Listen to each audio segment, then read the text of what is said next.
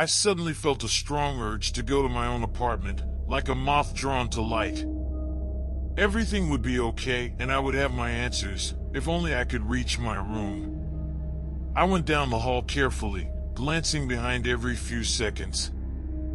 I half expected that lady from the corridor to appear behind me or that horrid creaking noise to start, and all of that put me on edge. I hadn't made it even halfway through when I heard voices around the corner. I stopped, listening intently.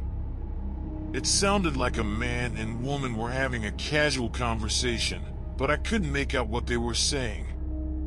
I tiptoed my way to the corner and put my back against the wall, listening. "So what's your name?" the male voice asked. "Michelle," the female voice replied. "Nice to meet you, Michelle." "I'm Vincent," I gasped, instinctively jerking my head towards the voices. "Vincent? My neighbor Vincent? I live in 204. The male voice continued, "If you ever hear any screaming coming from my apartment, don't be alarmed. That's probably my wife Marjorie shouting at me." He and Michelle let out a chuckle. That was definitely the same Vincent. My curiosity got the better of me, so I peeked around the corner. Vincent was leaning on the wall to the left, facing away from me. He was standing in front of a woman, but I couldn't see her from here. "Hey!" I shouted. They ignored me. "You should stop by for lunch or dinner sometime." Vincent continued talking to Michelle. "My wife makes a great casserole." "Vincent!" Still no response. "Hey, do you hear me?" I shouted, but he didn't respond. I violently grabbed him by his shoulder and almost fell down face first, since my hand simply went through him. I stared in bewilderment as it all started to dawn on me. Michelle and Vincent probably weren't here physically. Was this happening right now back in the real apartment? Or was it a memory?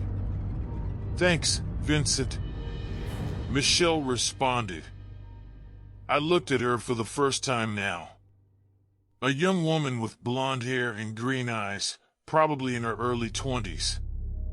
"Hey, listen," she continued, suddenly looking uncomfortable. "Has anyone ever told you anything weird about the building?" "Weird? Don't think so."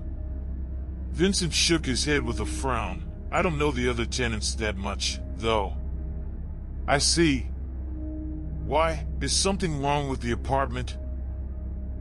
She paused for a moment and then shook her head. "No, it's nothing." "Well, if anything needs fixing, you can contact the super. He's always around." "Thanks." She smiled. Her smile remained frozen like that, and I realized then that both of them ceased moving completely. Vincent's look of concern while leaning on the wall and Michelle's crossed arms while she smiled. I stepped around Vincent and leaned in closer to Michelle. I waved my hand to see if I could touch her and suddenly felt a strong grip on my wrist as my hand was pinned in place. When I looked down, I realized that Michelle was gripping me so tightly that her fingers turned white. In a fit of panic, I tried yanking my hand away, but her grip was like a vice. I tried to pry her fingers away, but to no avail. When I looked up, I saw that she was staring at me with a look of fear on her face. She spoke, with a trembling voice, while the rest of her body was as still as a statue. "You have to help me. Please. Find me." I continued trying to pull away, but she wouldn't let go. She suddenly looked over my shoulder and her eyes widened in terror. "Oh no," she said, fear palpable in her voice. I felt the grip on my wrist loosen and myself falling backwards uncontrollably. "Hide! Now!" Michelle said, and her entire figure, including face, froze again. And then I heard it. The sound, which on a normal day wouldn't have me bat an eye, but now filled me with such terror that I felt my blood running cold. The unmistakable sound of a door slowly creaking. I turned around to see an emaciated figure with long black hair down the hall, crawling on the ground. I knew that I had to run right away, so I scrambled up and frantically started running as fast as my already fatigued legs allowed me to. I heard the creaking behind me become louder and more violent, as if someone opened the door in a quick manner, but the motion of the door opening was endless. It was ear-splitting and enough to give me a boost to not stop. The door at the end of the hallway to what I knew was apartment 109 was wide open, and it was beckoning me to run inside. I ran and ran, but no matter how much I did, the door always seemed to be the same distance away. I made the mistake of looking behind me and nearly crapped my pants when I saw the creaking lady closing in at a ludicrous speed, crawling with her bony arms. For the 1 second I glanced at her, I saw that her messy hair fell over her face, making me wonder how she was even able to see me. I ran faster than I thought possible, my lungs and entire body burning, while the door in front of me seemed to only get farther and farther.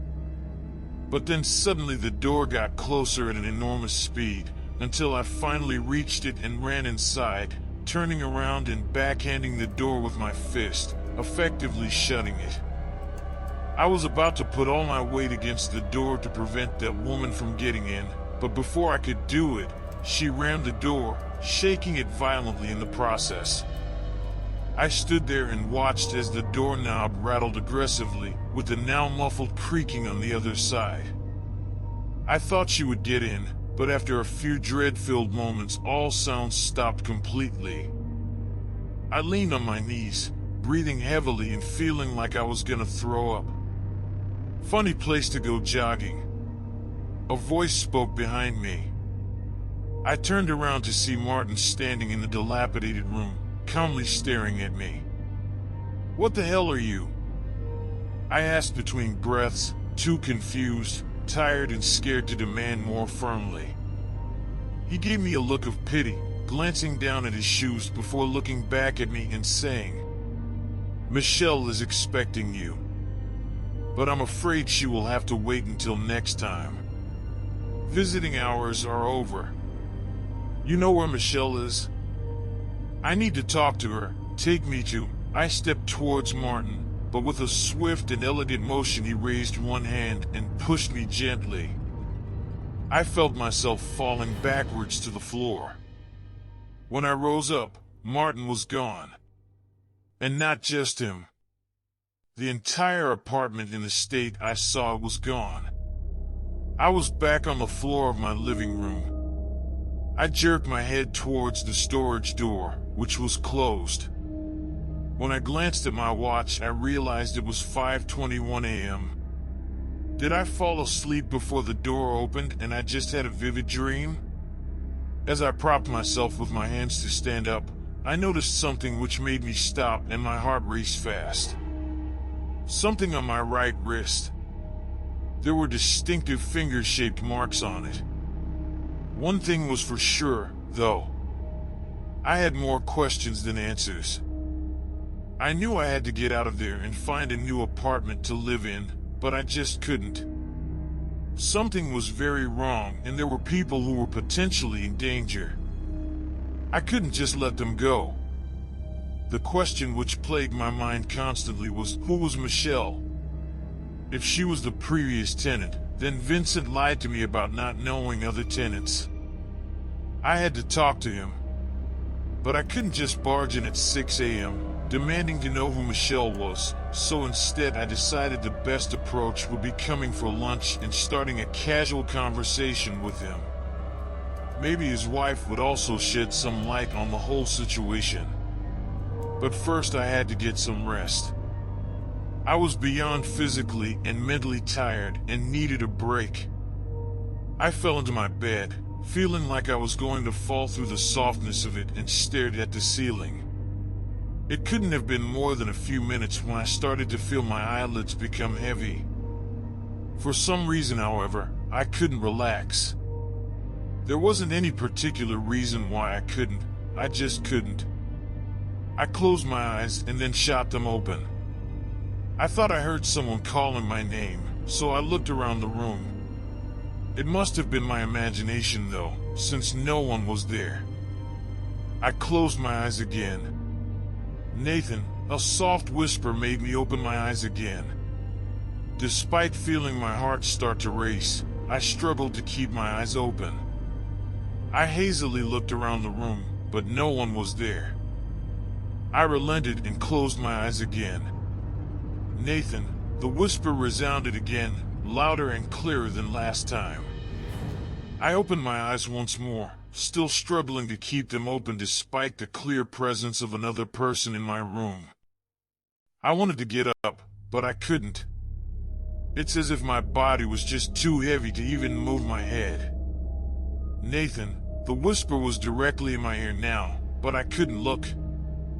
I should have been frightened shitless, but for a very strange reason, the voice seemed to have an opposite effect, and I felt my eyes staying closed for longer periods of time. And then I heard the sound which made me jump out of bed. Creaking. My eyes shot open and stayed like that. I could move again, so I scrambled out of my bed, frantically looking around, only to find an empty bedroom. After calming down, I glanced at my watch. 13:25 p.m. I had slept through the entire morning without even realizing it, but felt surprisingly refreshed. I grabbed a snack and decided it was finally time to visit my neighbor. I got out my apartment, and as I closed the door, I saw that the old lady from 307 heading towards her apartment. "Ma'am, wait," I started, but she shot me an angry glance and interrupted me.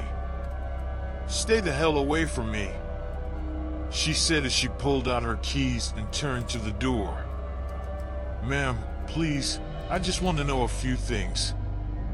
About my apartment. My life could be at stake here. And possibly the lives of other people." I recited as quickly as possible, out of fear of having her lose interest or interrupt me again. She put her keys in the lock and then froze, shaking her head. "All I can tell you is, you need to get out of here if you value your life."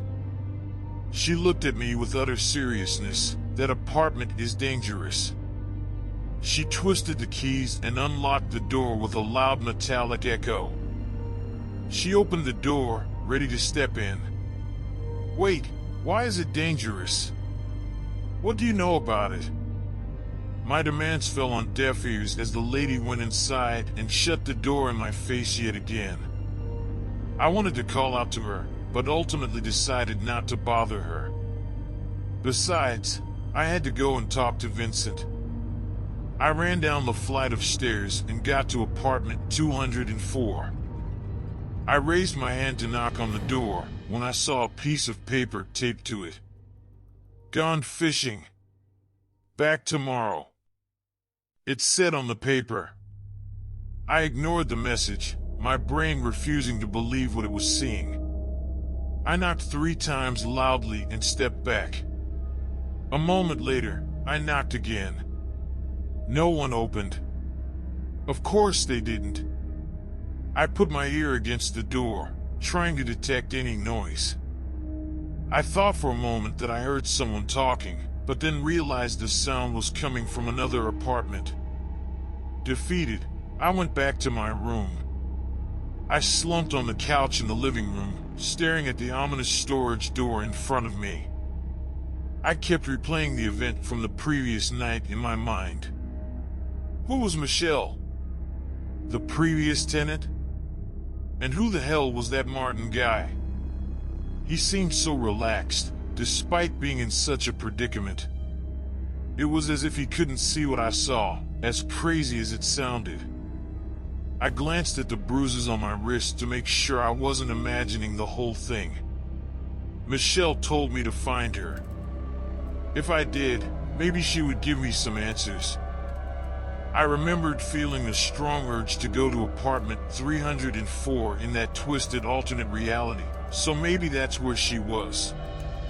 At some point I fell asleep again and woke up a few hours later. It was almost dark out, so I decided to pass the time by working until 3:19 a.m. when the door would open.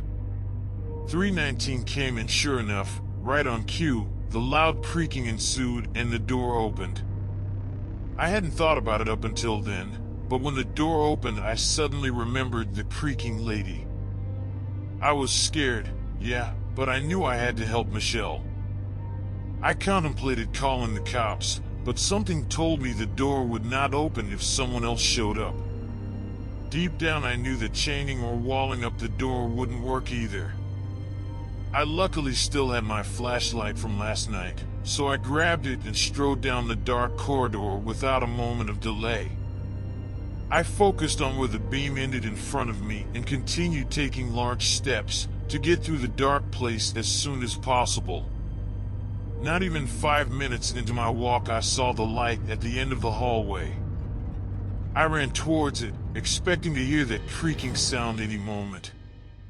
It never came though, and I passed through the bright threshold, stepping into the dilapidated room from before once again. "Welcome back," a voice devoid of any emotion said. When I looked toward the source, I realized it was Martin. Thank you for watching. Please like, share, and subscribe if you enjoyed this story. Part 5 to come. Press the notification bell to be notified of future videos.